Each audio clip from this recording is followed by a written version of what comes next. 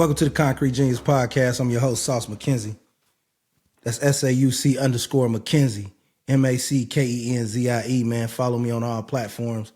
Concrete Genius Pod, Instagram, YouTube, Facebook, Concrete Genius Media. Let's get it in, man. Happy Father's Day to all the fathers. You know what I'm saying? Grandfathers, mentors, stepfathers. You know, you play a big role in this, man. Don't shortchange yourself. You know, you have to really believe in what you're saying and what you're doing. And even though if you don't see the effects of your leadership right now, trust me, the people who you lead, they do. So don't get down on yourself. Don't be so hard on yourself. Don't take yourself for granted. You're amazing. And I'm talking to men because a lot of people don't talk to men. Like Young Scooter, one of my favorite rappers, ATL, he made a post the other day. He's like, man, I ain't seen one Father's Day commercial. Not one. Not no kiss begins with K or nothing. And that's fine. Like, we don't want to be worshipped on the same level as the women, but we do like to be acknowledged. You know what I'm saying? Like, acknowledgement is important to fathers across the board. Just a simple thank you. A simple appreciate you, a simple hug, a nice tight hug to let him know, you know, you appreciate all the effort that he's putting in for this family, the multiple jobs he's having, the effort of him to get up at 2, 3 in the morning to go make a run or check on a family member, the ability to calm people down in situations, the ability to make you feel safe. So I just want to tell fathers, man, y'all doing an amazing job. Even if somebody feels like you don't, you are. Because when you get to where you be, when you need to be, you'll just continue to become a better version of yourself. But while you forming yourself, don't be hard on yourself. That's a mind trick people use. They want to make you feel bad while you growing. Nobody knows what your scars are. I don't care if they scars from when you was 8 years old, 18 years old, 28 years old. You carrying something. And whatever you carrying, you growing from it, you learning from it, you overcame it. So don't let people knock you for your path to growth, you know. And find your solitude, man. Find your peace. Like, demand your peace. You get off work, kiss the baby, say hi, demand your 10 minutes to think and process. Don't let people just dump stuff on you when you walk in the crib. Don't let people just call you and dump stuff on you during the day. You know, sometimes you got some friends, all they do is dump shit on you. You know what I mean? They don't never take nothing off you. You got to fight through that. You know what I'm saying? And you got to understand that your light is visible to everybody else first. It's visible to you last.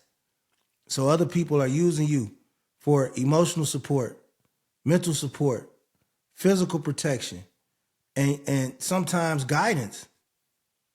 But when you need that guidance, or when you need that support, or when you need that ear, sometimes you might not get that back. And those are the changes you got to make. And while we talking about changes, get a copy of my book, The Game Changer. It's available on Amazon.com. You can catch me and get a hard copy. Go to concretegeniusmedia.com and try to get you a copy, man. Jump in the game. But you got to get out of your head, man. And you got to take control of your life because it's the only one you have. It's never going to be another yesterday. You only have right now. So you got to take control of everything that you can, especially your mental. Anything that's not good for you, and you know it, you feel it. You feel it in your chest, but you feel obligated to it sometimes, to what's bad. You got to let it go. If you get that stir in your chest, like, man, this motherfucker playing with me, you know, or how I tell this dude something that somebody else know, or why is it that my business or my rough situations ain't being understood, but I could be in the middle of a trip somewhere with your family and somebody will call you with something. You know when you're not getting that reciprocated. So you got to take charge of what you can. Like, it's better to stand alone than be around somebody that makes you feel uncomfortable. So take charge of whatever you can. Like, Control your life. Control the people that you allow in your life. Control the amount of times you answer the phone, when you answer the phone. When you decide I'm in the crib, I'm chilling with wifey, send that thing to voicemail, man. You know, that'll really elevate your relationship to the next level. You know, you throwing the football with your kids or something, send that thing to voicemail, man. Unless it's somebody important. Hey, what's good? Shoot them a text. What's good? I was just checking. I needed to holler at you. Is it life or death? You good? Yeah, I just want to I'll holler at you in the morning. Put your boundaries up. Say no. You know what I'm saying? Like, say no to getting pulled in 8 different directions. I had a problem with that, saying no, because I felt so blessed. I had like survivor's remorse for what I had been through, you know? And this is real-time game dropped to you from a real-time hustler that's really went through it and came out on the backside, the other side. So I carry survivor's remorse for a while because I survived a lot of things that a lot of people didn't. Either they lost their life or they lost their freedom or they just really didn't have a hustle like me and they lost in the game of life. They got lost in the sauce, you know what I mean? So when you grow up standing in free cheese lines and you got your lights is off sometimes and you know you poor, you know, as you elevate through life, you start feeling things. And remorse is some of the things you feel. But with that remorse comes you being too vulnerable to people. You saying, yeah, too much, you know? You giving people too many chances because they not you. They may not be you, but what I had to learn was my standard was mine. So yeah, I don't expect you to be me, but I really started winning in life when I started getting rid of people who didn't meet the standards I had for myself. That's the ticket. Don't expect them to be you. That's where the burden comes in. They're going to disappoint you. But if you allow them to be around you and to pull from you without meeting your standards, now you disrespecting yourself. And you can't do that. Life is too short. Every day you give to somebody who don't deserve it, that's time you take it away from yourself or somebody that does deserve it. Get a stronger group of allies in your corner that makes you feel better about yourself. And I promise you, your situations will change. You won't even know it. You'll look up 3 years, you'll be like, damn, I've been traveling, my life is good. You know what I'm saying? Like, because you got people around you make you feel good about yourself. And ignore anything that's not good for you. Acknowledge it, but ignore it. Because we as men have to stay present. And staying present means I've let the past go. I'm not worried about the future. I can't control it. I'm controlling what's happening right now. And that's totally having your frame of mind in the moment. You know, what you're going to realize as you get older is a lot of people that you thought cared about you don't really care about you.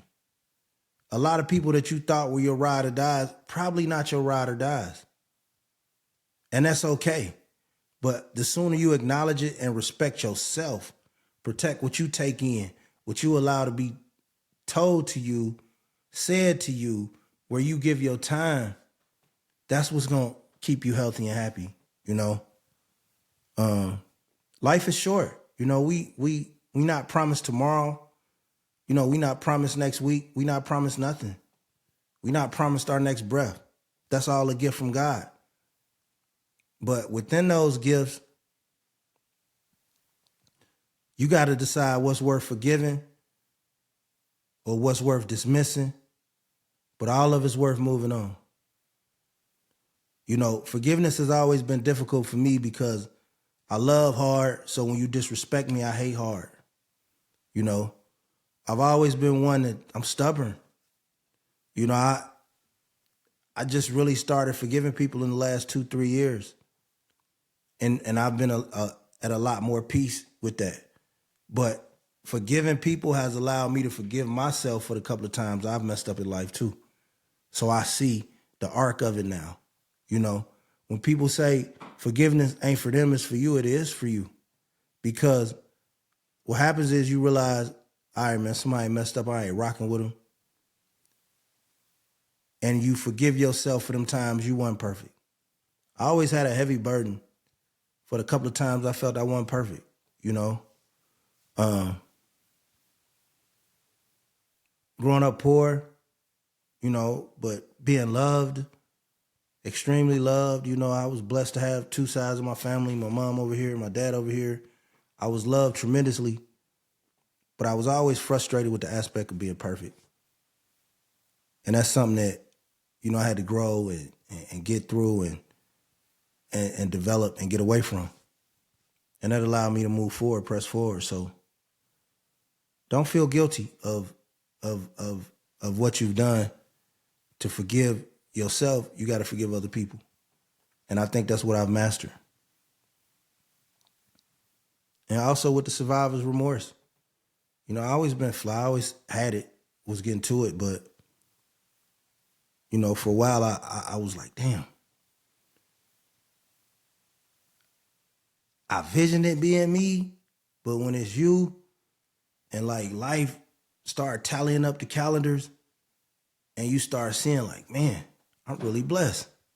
You look back at 5, 10 years of your life, you see 10, 12 years of pictures, you see how you've grown, you've traveled, how you look. You know what I'm saying?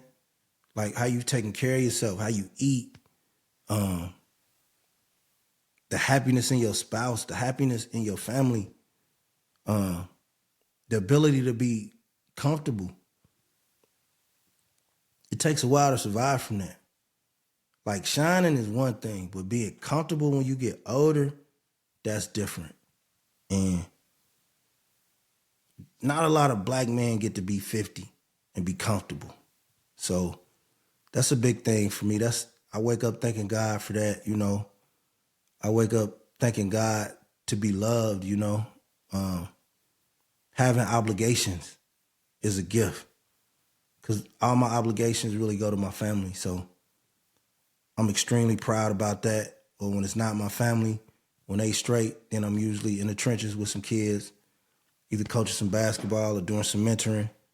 And then whatever spare time I got out of that, either I'm on vacation or I'm traveling or I'm chopping it up with my OGs, I'm relaxing. So my time is duly noted and I'm just blessed, you know. Blessed not to have to do things I don't want to do to survive, do things for survival that's unethical or, you know, are not godly. To be in that position after having to do things that were ungodly is a blessing. And I want to live 75, 80, you know.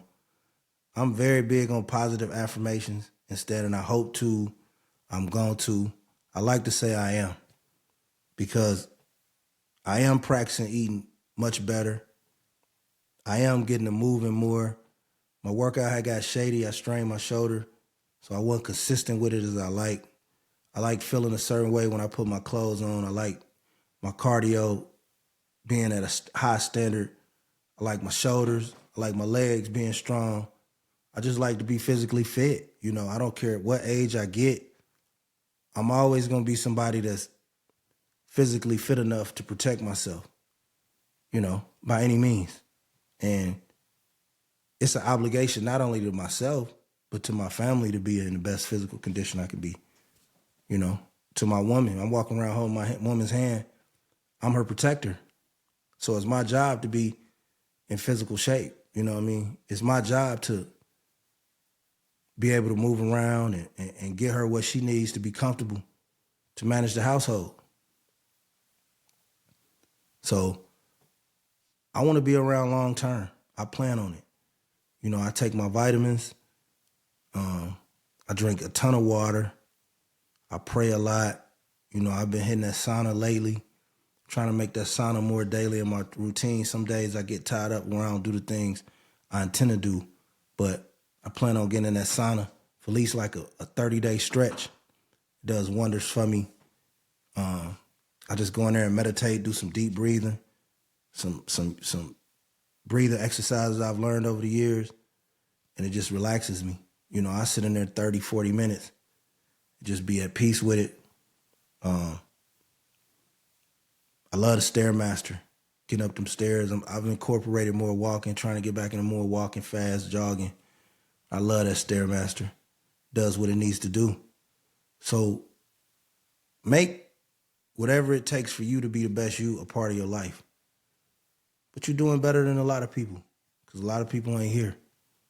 And rest in peace to whoever, but it's your job to maximize every second of every day of your life.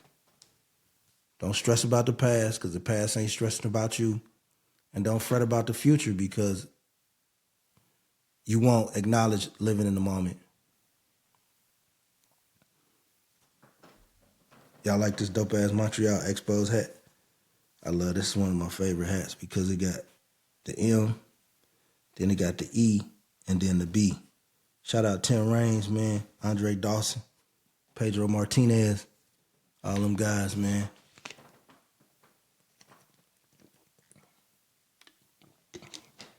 Expos became the Washington Nationals. It's a dope hat, too. This was a Father's Day gift for my son. His hat game, his selection of hat game for me is just stupendous. You know what I'm saying? Just style was inherited. I ain't got to teach him no style. Like, he know what I like. He stay fresh. But this is just an immaculate hat. Just, classic. You see the side? What side's over here? Yeah, so stay fly, man. Happy Father's Day. I got a few of them. Got some other gifts I prefer not to mention. But I'm just more on practicing positive affirmations. I am going to win. I am going to lead. I am going to eat right. I am going to be in the best physical condition I can be. I am going to continue to be a beacon of light for those that are around me. I am going to continue to set boundaries. And I am going to continue to maximize my time and serve my family and my loved ones and my close friends also. Like, being able to be reliable to somebody, that's the greatest code in the world, B. Because you so useful, you can be needed by 6 or 7 people. That's really the definition of an alpha male. You know what I'm saying? And not being used to where you're taking advantage of, but like a necessity. You know what I mean? And to be able to be a viable necessity to people, that's really what it means. As a young man, you labeled early.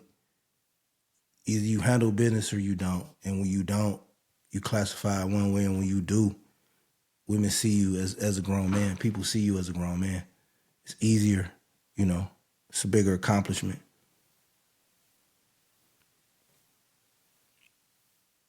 And remember, just continue to focus on letting the past go.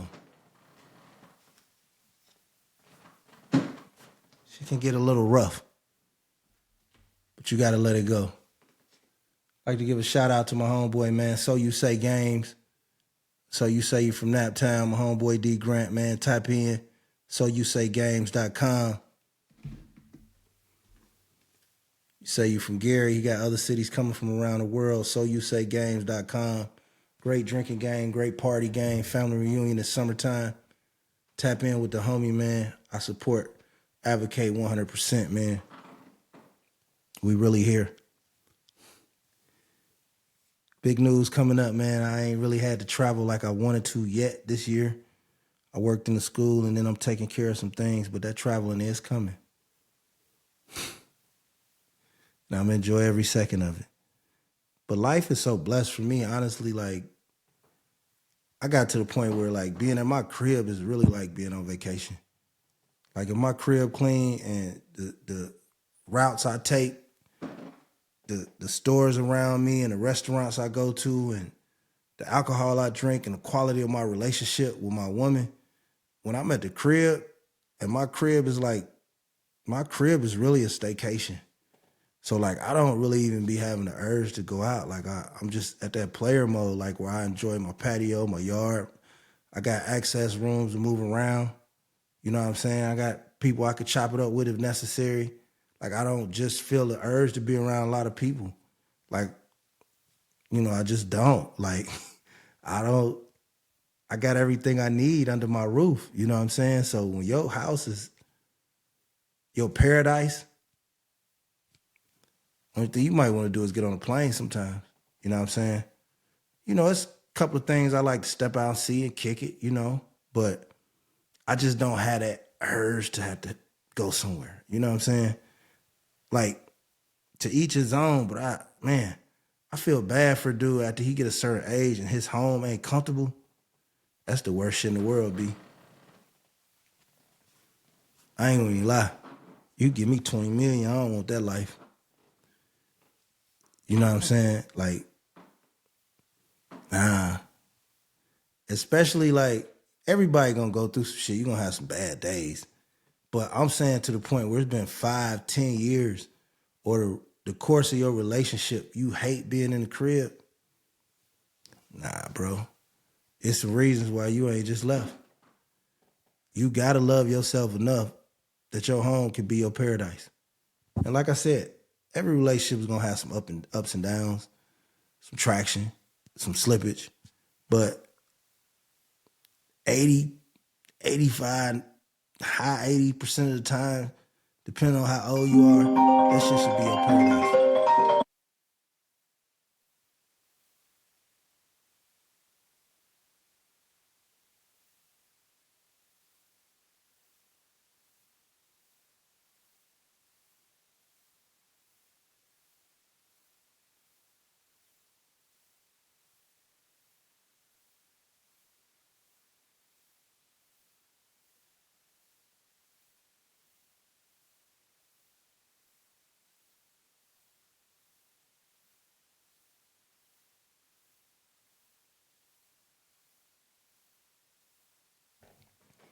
Yeah, so you gotta let the past go, man. Like, if it's your time to shine, it's your time to shine. You know what I'm saying? Like, you suffer by yourself. And then not only that, like, the people that want to see you shine, they gonna still stay around. They gonna celebrate you. They gonna tell you they proud of you. The people who you outshine they box, they put you in, they gonna cut themselves off, bro. You know what I'm saying? Like, you start winning, they gonna cut themselves off. You know what I'm saying? Or either they think, in some situations when they think you losing, a motherfucker try to big nose you too.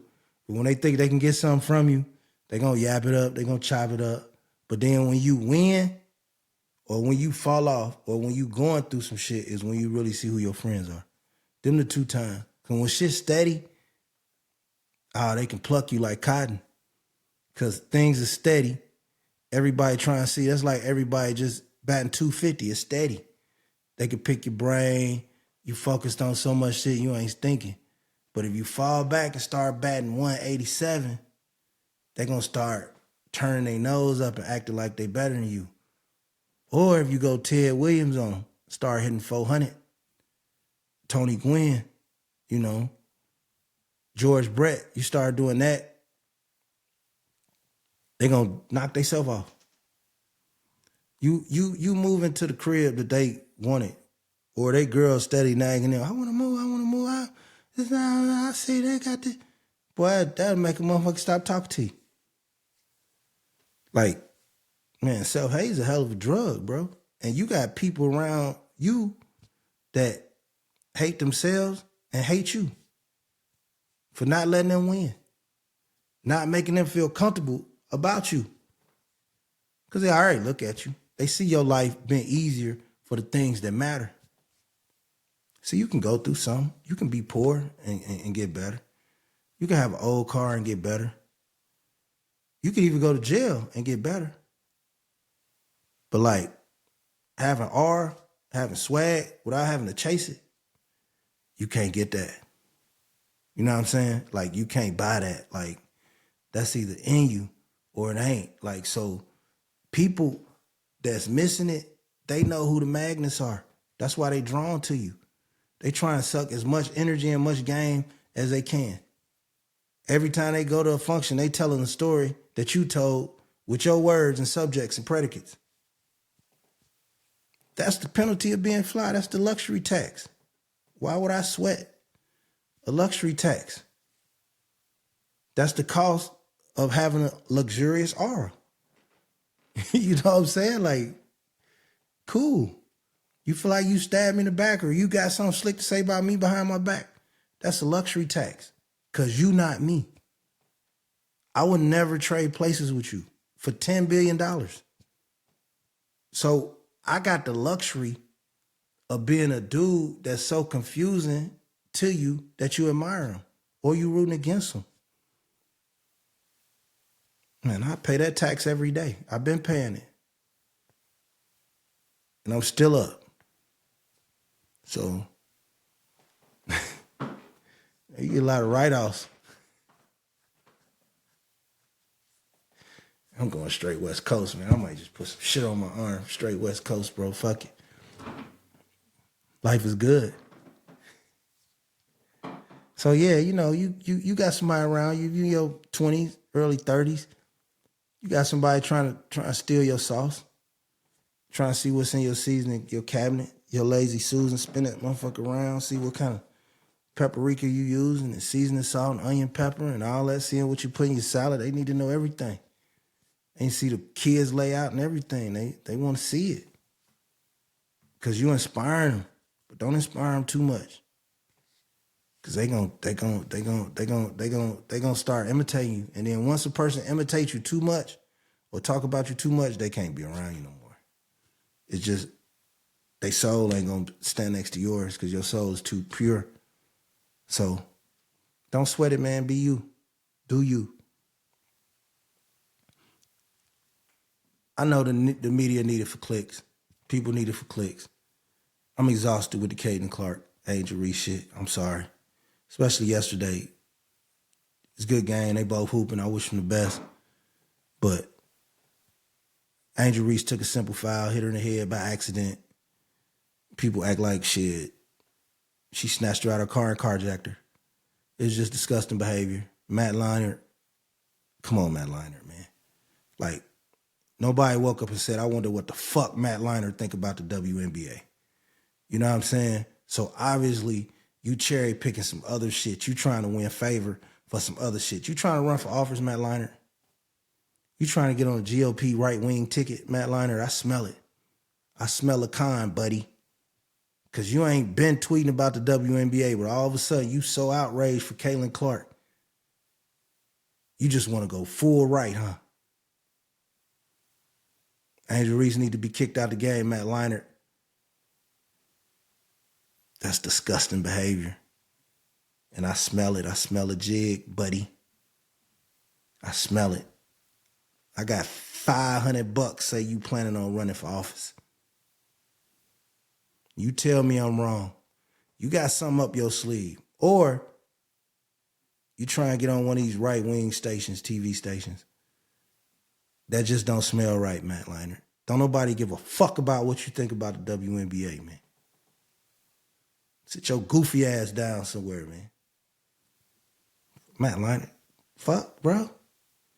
Come on, man. Like, I ain't got no beef with Caitlin Clark, but I fuck with Angel Reese, bro. You're not gonna just diss Angel Reese for nothing, bro. You fucking Matt Leinart, dog. Like, best thing you ever did was turn around and hand a motherfucker a football, bro. Good, great. Go Trojans, nigga. I fuck with USC, but like, no, nigga. That was Reggie Bush and Lindell White, nigga. Like, so don't be out here talking like you fucking Tom Brady or something, nigga. You fucking Matt Leinart, nigga. Nerd-ass football, nigga. Get your ass up, bro. You ain't play football, bro. You be a nerd. Big nerd. Swaggerless ass, man. Come on with that shit, Matt Leinart. You piss me off, man. Like, I think I thought better of you, Matt Leinart. You know, you from California. You never gave off them vibes. That overreaction just showed me you dumb as shit, Matt Leinart. It is what it is. Just need to give it a break, man. We ain't gonna talk positive about it. Man, just Angel Reese, Caitlin Clark, every day, every day, every day. And I like the girl from Phoenix. Cooper, it's like my third time seeing her, bro. Like, watching her this year, man, she's a bucket, bro. She damn near like a female KD out there, bro. Ant-Man or some shit. Like, she just a bucket. Jamal Murray, she mid-range three, euros, long steps to the basket. She got a sauce. You know what I'm saying? So I like her. And I like watching Connecticut. Like, I watch Connecticut. Of course, I love the Aces. That's my squad. Aja Reese and them. Jackie Young. But Connecticut's good. Phoenix is good. Seattle's good. Seattle ain't that good. But Phoenix is good. Connecticut's good. The Aces are good. So it's going to be some good competition this year. I know the Aces is a little struggling with their record. Aja Wilson, keep your head up, baby. Your passion is appreciated. You know, don't listen to the haters. Don't listen to the squares, you know. You're a legend in real time, so smell your flowers, hold your head high, put your crown on, letting everybody know who you are, man. Don't sweat that shit. It's just simple basketball, you know. And I know you got high expectations for y'all, the Aces, man. Y'all just won a championship. People want to see y'all do it again. Be 3, right? They want to see y'all do it again, so of course that can be stressful. You need to manage stress, Adrian. You get a copy of my book, The Game Changer. It's for women too. Written by Coach John Loud, and it's available on concretegeniusmedia.com. Hey, Tennessee, man, is killing pedophiles, bro. They just passed a law. Any person convicted of child abuse will be eligible for the death penalty. Oh, they finna get some motherfuckers out of here. Do what you gotta do, Tennessee. I ain't mad at you. But you gotta make sure that conviction rate is good. Make sure them juries are fair. But if they did it, off with their head. But what happens when it's a congressman's son? And it's heinous. And it's death penalty, you know, level of trauma and behavior, but it's a congressman's son. What do we do with that? That's where I'm going to be interested. Because they going to knock some motherfuckers off. Trailer park motherfuckers, Mexicans, you know what I'm saying? Like, they going to knock your ass off. They going to knock off about 8, 9 motherfuckers. But then it's going to be like somebody related to somebody either super rich or famous or somebody in politics. And then that's where it's going to come down like, damn, this motherfucker did this. And the last 8 people did this. Y'all done fried their ass. So now it's time for y'all to either fry him or let him go, and then y'all going to have some shit on y'all hands. So it's interesting. I support it. I think somebody else said this. Was it Florida? Yeah, Florida jumped in there with that shit, you know. I like seeing Indiana jump in there with that shit, you know. Of course, guns are our biggest problem, crime and shit, but I don't know what the stats say, but, you know, we have an awful lot of headlines of motherfuckers fucking with kids. So, you know, maybe you tighten them punishments up, you know, start strapping, you know, fucking some of these motherfuckers up. 70, 80 years old, you touch a kid, nah, man. Go on, deal with that shit, Pops. You know, ain't no excuse for that, man. Like, you fucking with the innocent, you fucking with the youth, so no mercy. ConcreteGeniusMedia.com, man. Follow me, like me, subscribe to me, share me, whatever you want to do. However you take this use of knowledge, this game, it's here for you. You know how you know you be popping? It's like you start getting messages from weirdos. Like, who you think you is, man? You ain't all that. You, like, bro, I ain't know you. Like, that's when you know you popping. Because, like, if you saw something you ain't like and something in me then trigger something in you, you would never say nothing. For you to type at something you don't like to somebody you don't know, that means that person has triggered something in you. So once I started really, at first it pissed me off. I'm like, man, I'm a cool ass nigga. What the fuck? But then I'm like, oh, I would go to the gym. People be like, I seen your TikTok. I seen you real. I be seeing you all the time. I'm like, okay, bet. You seeing it and you telling me I'm doing good. Now you might be where you can't tell me I'm doing good. I got a group that's doing that too. But the fact that you seeing it and you stand here and my follower count has still only increased since I've been doing this, that's the vibe. If you got 15,000 followers and you got a podcast and you get 4 likes and then 3 months you got 16,000 followers, your shit popping. It's just gonna take a raft of people to keep saying, all right, this shit it. You know what I mean? But don't give up on yourself. Don't let your follower count. Don't let your shares, don't let your views determine the passion or the love you have for what you love. They'll come around, and even if they don't, do it for you. Like, I don't get on here and record. I want to help somebody, and I love for it to touch people, and I know it does because I get those emails, I get those texts. But I do this for me. You know what I'm saying? I'm going to eat regardless. I do this for me. Like, I do this to work on a craft that I love and believe in. And I'm sizzling it down to perfection. So I do this for me and then the people that love me and the people that hear that. So don't let your views, what you're going through, what you've been through, what you want, stop you from doing this or whatever you want to do. Like, you want to create content, bro. You create something you think is funny. You get 21 people to view it and make another one. Because out of them 21, 10 or 12, they want to see your shit tomorrow. Like, stop. Expect, like, the thing social media never bothers me is because I know I'm going to be watched and maybe not praised or liked, but I'm going to always be watched because I know I'm a fly-ass nigga in real life. Like, when it come time to put some clothes on or, you know, you talk about that fly shit, walking in a room and really having that bing, like, I've been that, you know what I'm saying? So, like, the internet don't control how I feel about myself. You know what I'm saying? Like, I've never needed the internet for validation. So my thought process is like, if I got 35,000 people on all my platforms following me, and every month I get another 1,000 to 5,000 people, oh, they watching this shit. And ain't nobody left. Now, if you had 10,000 people and you start doing something, you got 4,000, all right, buddy, you might be preaching to the wrong choir. You better watch them numbers. But when people don't leave, they interested.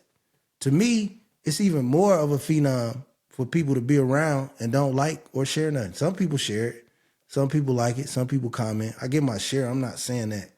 But what I'm saying is a lot of people that watch it just to see where it's going. And to me, that's the money.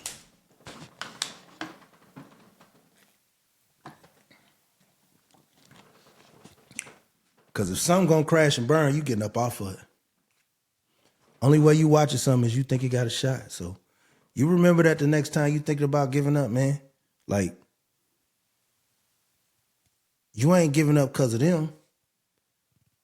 You know, you giving up because you don't trust you. You know what I'm saying? Like, trust you. Like, I trust me. So when I had nothing, I was just driving a Buick Park Ave. I trusted me. Threw some rims on it, threw some sounds on it. It was crushing. Paid for. I trust me. When I had to get a small-ass one-bedroom apartment because I ain't had no credit history, I trusted me. I trusted that air mattress. I trusted my TV laying on my big, heavy-ass TV. A TV used to weigh 4,000 pounds. I trusted it. I was cocky with that shit too. You come in my shit, take your shoes off. I still got the rags in the pack from Walmart. I mean, turkey sandwiches. But I knew I had something other niggas didn't. You know, I buy 7s and quarters, and I knew I had an R that the niggas even selling birds didn't have. So I never fretted. I never worried because I trust me. And that's to all my brothers with a dream, all my sisters with a dream, all my kids with a dream. Don't let the reaction from the crowd affect how you love something. Love it for you. ConcreteGeniusMedia.com. I got things to do, man. I love y'all. Follow me on all social apps, man. Check out ContendersClothing.com. Use the code Big Sauce. Check out NitaGold.com, man. Amazing, beautiful beauty projects. So You Say Games. Tap in, man, with the homie. And rest in peace to the homie, man.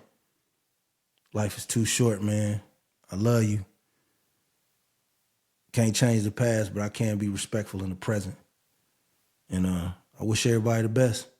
Concrete Genius Media, we out.